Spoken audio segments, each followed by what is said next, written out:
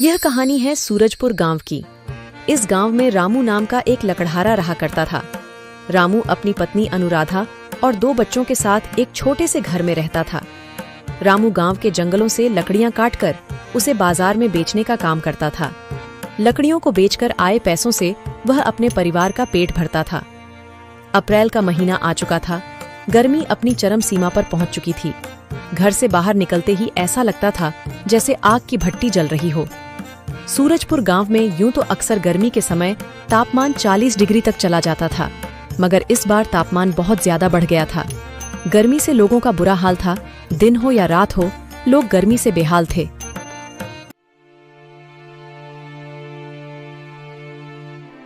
इस साल तो गर्मी बहुत ज्यादा पड़ी है।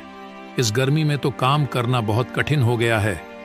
इतनी कड़ी धूप में बाहर निकलो तो ऐसा लगता है जैसे यह शरीर किसी आग की भट्टी में तप रहा हो।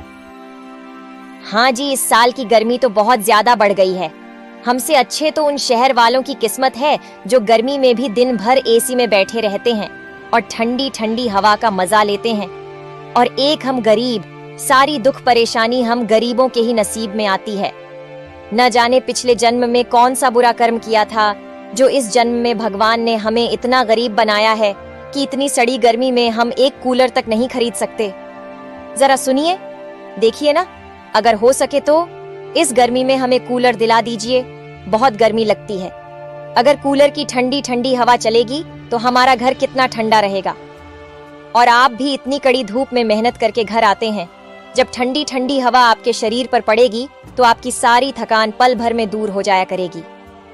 तभी भोला और चिंकी भी बोल पड़ते हैं।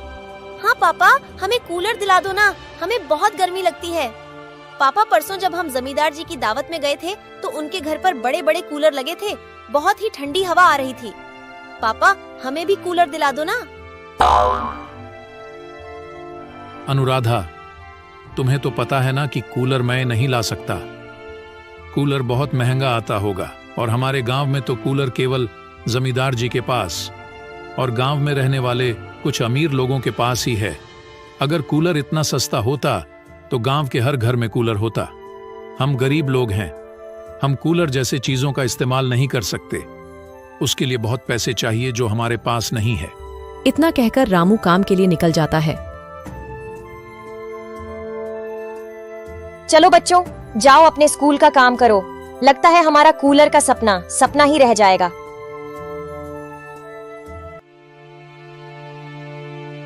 हे भगवान, क्या करूं? अनुराधा और बच्चे कूलर की मांग कर रहे हैं। मैं उनकी यह इच्छा पूरा करना चाहता हूं, मगर इतने पैसे नहीं हैं कि मैं उनके लिए कूलर खरीद सकूं। लकड़ियों को बेचकर जितने पैसे आते हैं उसमें तो मुश्किल से खाने पीने का हो पता है, तो ऐसे में कूलर के लिए पैसे कहां से आएंगे? आज घर जाते वक्त एक बार कूलर की दुकान पर जाकर उसका दाम पूछ कर आऊंगा। लकड़ियां काटने के बाद रामू घर जाते वक्त एक कूलर की दुकान पर जाता है। भैया, इस कूलर का क्या दाम है? 4000 रुपए से शुरू है। बताइए तुम्हें कौन सा कूलर चाहिए, ये बड़ा वाला या ये छोटा वाला? ये बड़ा वाला बिल्कुल एसी जैसी हवा देता है। बोलो कौन सा लेना है? भैया, अभी बस मैं दाम पता करने आया था, अभी मैं जाता हूं।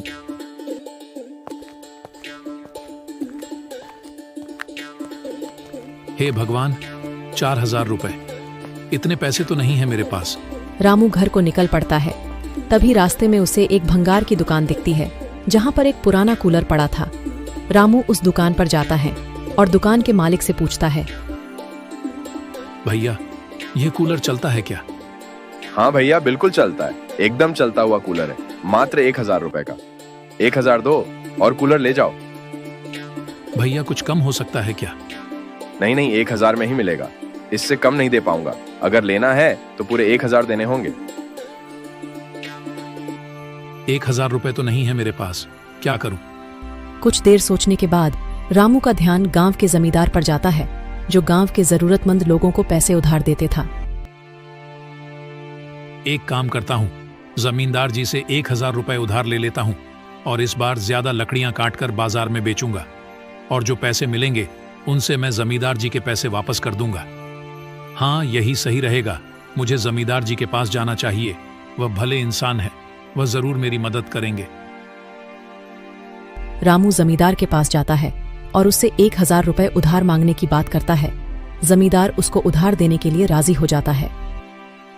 ठीक है रामू, यह लो 1000 रुपए, पर जैसा तुमने कहा है कि तुम 1 महीने के बाद यह पैसे वापस कर दोगे, तो मुझे समय पर लौटा देना। मुझे और लोगों को भी पैसे उधार देने होते हैं। ठीक है जमींदार साहब जी, मैं आपको महीने की आखिरी तारीख को यह पैसे लौटा दूंगा। पर जमींदार जी, मुझे इसका कितना ब्याज देना होगा? रामू, तुम इतनी छोटी बात क्यों करते हो? तुमने तो बस 1000 रुपए ही लिए हैं ना। भला 1000 रुपए में मैं तुमसे क्या ब्याज मांगूंगा? तुम बस जितने लिए हैं उतने ही समय पर वापस कर देना। जमींदार साहब, आपका बहुत बहुत शुक्रिया। मैं आपके पैसे समय पर लौटा दूंगा। इतना कहकर रामू वापस भंगार की दुकान पर जाता है और दुकान के मालिक को 1000 रुपए देकर कूलर घर ले आता है। घर में कूलर को देखकर अनुराधा और बच्चे बहुत खुश होते हैं। ये कूलर कहाँ से लाए आप, और आपके पास इसे लेने के पैसे कहाँ से आए? बताइए ना, आपकी कोई लॉटरी लगी है क्या? हाँ बताता हूँ, थोड़ा सब्र रखो। ये कूलर मैंने भंगार की दुकान से खरीदा है और पैसे मैंने जमींदार साहब से उधार लिए थे। बस उसी से ये कूलर खरीद है। तुम्हें और बच्चों को कूलर चाहिए था ना, तो बस मैं ले आया कूलर। चलो इसको चालू करके देखते हैं, आखिर ये कैसी हवा देता है। जैसे ही रामू कूलर चलाता है, पूरे घर में कूलर में से की ठंडी ठंडी हवा बाहर आने लगती है। अनुराधा और बच्चे भी कूलर की ठंडी ठंडी हवा का मजा लेते हैं। पापा, ये कूलर तो बहुत ही ठंडी ठंडी हवा दे रहा है। देखिए, इस कूलर में से निकलने वाली हवा ने पूरे कमरे को कैसे इतना ठंडा कर दिया है। अब तो यह सड़ी गर्मी भी हंसते हंसते कट जाएगी। इस तरह खुशी खुशी कुछ दिन बीत जाते हैं। अब यह बात गांव में धीरे धीरे फैलने लगती है कि रामू के घर पर कूलर लगा है। गांव में बहुत कम ही लोगों के पास कूलर था, और जिसके पास भी था वह या तो जमींदार थे या गांव के कुछ रईस। गांव में रहने वाले आम लोगों के पास कूलर नहीं था। भाई, मैंने सुना है वह जो रामू लकड़हारा है ना, उसने कूलर ले लिया है। क्या बात कर रहे हो लाला भाई? वह तो पूरे गांव में कहता फिरता है कि उसकी ज्यादा कमाई ही नहीं होती। वह तो इतना ही कमा पाता है कि वह अपने परिवार का गुजारा कर पाए, तो उसने कूलर कहां से ले लिया? अरे भाई, कल मैंने उसको जमींदार जी के घर जाते हुए देखा था। जरूर जमींदार जी से कर्ज लेकर लिया होगा। हाँ, यही हो सकता है। भला हम गरीब लोग कूलर कहां से खरीद सकते हैं? मेरी भी पत्नी कुछ दिन पहले जिद कर रही थी कि कूलर खरीद लो, बहुत गर्मी लगती है। और अब तुम बताओ, हम गरीब लोग कूलर कहां से खरीदे? मैं सोच रहा हूं, क्यों ना रामू से बात करके देखो, आखिर उसने कूलर कैसे खरीदा और कहां से खरीदा है, और वह उसके पैसे कैसे भरेगा। हरिया अगले दिन जब काम पर जाता है तो लाला उसे रोकते हुए कहता है, अरे रामू भाई, मैंने सुना है तुमने एक नया कूलर खरीदा है। अरे नहीं लाला भाई, नया कूलर नहीं है। नए कूलर के पैसे कहां से आएंगे?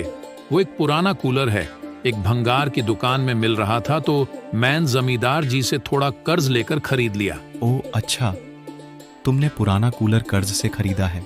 हाँ लाला भैया, अब इतने तो पैसे थे नहीं कि नया कूलर खरीदा जा सके, और बच्चे भी बहुत जिद कर रहे थे कि पापा इस बार कूलर ला दो। तो मुझे भंगार की दुकान पर यह पुराना कूलर दिखा और मैंने इसे खरीद लिया। अब मैं काम पर जा रहा हूँ। जमींदार जी का कर्ज भरना है ना, इसलिए ज्यादा काम करना पड़ेगा। चलो भाई, अच्छा हुआ कि तुमने कूलर खरीद लिया। अब मेहनत करके जमींदार जी का कर्ज जल्दी चुका देना।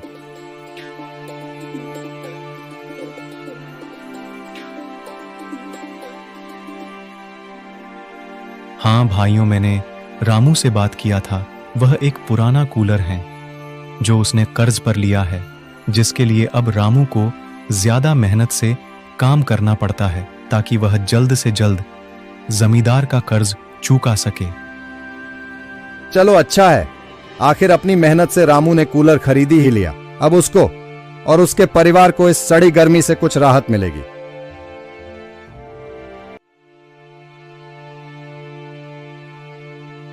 अजी सुनते हो, सारे मेहमान घर पर आ चुके हैं और तुम्हें पता है ना बाहर कितनी गर्मी है। इतने सारे लोग के होने की वजह से घर में गर्मी और बढ़ गई है। जाइए कहीं ना कहीं से एक कूलर का जुगाड़ कर दीजिए। सुनीता, तुम्हें तो पता है ना अभी शादी में कितना खर्च हो गया है, और कूलर जैसी इतनी महंगी चीज खरीदने के पैसे नहीं बचे हैं। इतनी मेहनत से पाई पाई जोड़कर मैं आज बिटिया का ब्याह कर पा रहा हूं। अगर सारे पैसे कूलर खरीदने में लगा देंगे तो बिटिया का ब्याह भी तो करना है, उसकी विदाई भी तो करनी है। मैं यह सब कुछ नहीं जानती, आप बस कहीं से एक कूलर ले आइए। बिटिया के ससुराल वाले भी आते ही होंगे, वह देखेंगे कि इनके घर में एक कूलर तक नहीं है तो वह क्या सोचेंगे हमारे बारे में। जी आप बस कहीं ना कहीं से एक कूलर का जुगाड़ कर दीजिए। तभी दयानंद का ध्यान गांव वाले लोगों पर जाता है। भाई मैंने सुना है वह जो रामू लकड़हारा है ना, उसने कूलर ले लिया है अल। मैं रामू से बात करके देखता हूं, क्या पता वो मुझे कुछ दिन के लिए कूलर किराए पर देने को राजी हो जाए। ठीक है सुनीता, तुम सारे मेहमानों को संभालो, मैं कूलर का जुगाड़ करता हूं। रामू के घर पर गांव का एक व्यक्ति आता है। रामू, तुमसे कुछ काम था। बोलो दयानंद, क्या काम है तुम्हें? रामू, क्या तुम कुछ दिन के लिए मुझे कूलर अपना किराए पर दे सकते हो? मैं तुम्हें प्रतिदिन के हिसाब से पैसे दे दूंगा। वह मेरी बिटिया का ब्याह है ना, तो बहुत सारे लोग घर पर आए हुए हैं, और तुम्हें तो पता है ना कि गर्मी कितनी बढ़ गई है, तो इसलिए कुछ दिन के लिए कूलर तुमसे किराए पर चाहिए था। दयानंद, तुम्हें तो पता है ना मेरे घर पर एक ही कूलर है। अगर मैं ये तुम्हें दे दूंगा तो मेरे घर वाले कूलर की हवा कैसे खाएंगे? तभी अनुराधा के मन में एक विचार आता है और वह दयानंद से कहती है, हाँ ठीक है दयानंद, हम आपको कुछ दिन के लिए कूलर दे देंगे, लेकिन आपको प्रतिदिन के हिसाब से 20 रुपए देना होगा, जितने दिन तक आप कूलर रखेंगे।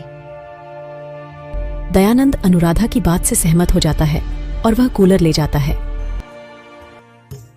जी, मेरे दिमाग में एक विचार आया है, क्यों ना हम कूलर किराए पर दिया करें, क्योंकि गांव में बहुत सारे लोग हैं जिन्हें गांव के छोटे मोटे समारोह के लिए कूलर की जरूरत तो पड़ेगी ही, तो क्यों ना हम अपने कूलर को किराए पर देने का काम शुरू करें।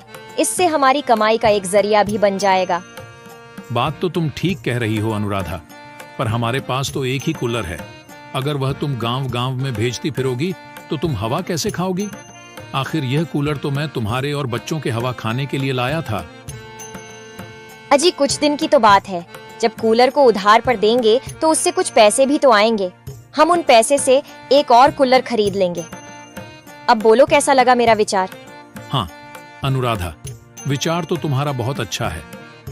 थोड़ी ही दिन में किराए पर कूलर देने की वजह से रामू के पास कुछ पैसे इकट्ठे हो जाते हैं और वह आए पैसों से जमींदार जी से लिए हुए पैसे वापस कर देता है और बाकी बचे पैसों से एक और पुराना कूलर खरीद कर ले आता है और उसे अपने घर में लगा देता है। ऐसे ही 2 दिन बीत जाते हैं। तभी तीसरे दिन उसके घर पर 2 व्यक्ति आते हैं। रामू भाई, मैं तुमसे 2 दिन के लिए कूलर किराए पर लेने आया हूँ। अरे भाई, मुझे भी रामू से कूलर किराए पर चाहिए था। भाई तुम बात को समझो, मुझे कूलर की बहुत ज्यादा आवश्यकता है, तुम परसों ले जाना। मुझे यह कूलर आज और कल के लिए चाहिए। पर पहले मैं आया हूँ तो कूलर में ही लेकर जाऊंगा। अरे आप लोग बिल्कुल चिंता मत कीजिए, अब मेरे पास 2 कूलर हैं, एक आप ले जाइए और एक आप ले जाइए। तभी रामू के घर पर एक व्यक्ति और आ जाता है। रामू भैया, मुझे आज के लिए तुम्हारा कूलर किराए पर चाहिए था। भैया, अब तो मेरे पास 2 कूलर थे और दोनों किराए पर चढ़ चुके हैं। अभी मेरे पास कोई भी कूलर नहीं है, मुझे माफ करना, मैं अभी आपकी कोई मदद नहीं कर सकता। इस तरह रामू का कूलर का व्यापार अच्छा खासा चलने लगा था। थोड़े ही दिनों में रामू की कमाई अच्छी हो जाती है, जिससे वह अब और नए कूलर खरीद कर ले आता है और उनको गांव में किराए पर देने लगता है। थोड़े ही दिन में रामू ने कूलर के किराए के आए पैसों से बहुत सारे नए कूलर खरीद लिए थे। अनुराधा, अब मेरे पास बहुत सारे कूलर हो गए हैं, तो मैं सोच रहा हूँ क्यों ना बाजार में एक दुकान ले लूं और अब मैं उसमें कूलर बचा करूंगा और किराए पर भी दिया करूंगा। दोनों काम एक साथ एक ही दुकान पर हो जाया करेगा। जी, ये विचार तो आपका बहुत अच्छा है, मैं भी आपकी मदद करवा दिया करूंगी। रामू ने बाजार में कूलर की एक दुकान खोल ली। अब रामू दुकान पर कूलर केवल किराए पर देता ही नहीं था, बल्कि बेचा भी करता था। रामू ने अपने दुकान पर सस्ते से लेकर महंगे कीमत वाले हर प्रकार के कूलर रखे हुए थे और साथ ही साथ पुराने कूलर भी रखे थे। जिस व्यक्ति को पुराने की आवश्यकता होती थी, वह कम पैसे देकर पुराना कूलर ले जाता था। इस तरह रामू का कूलर का व्यापार चल पड़ा था।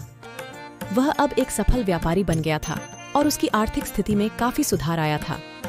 उसने अपनी छोटी सी झोपड़ी को बहुत जल्द ही एक सुंदर से घर में बदल दिया था और सारे मिलकर खुशी खुशी पूरी गर्मी कूलर की हवा में गुजारते हैं।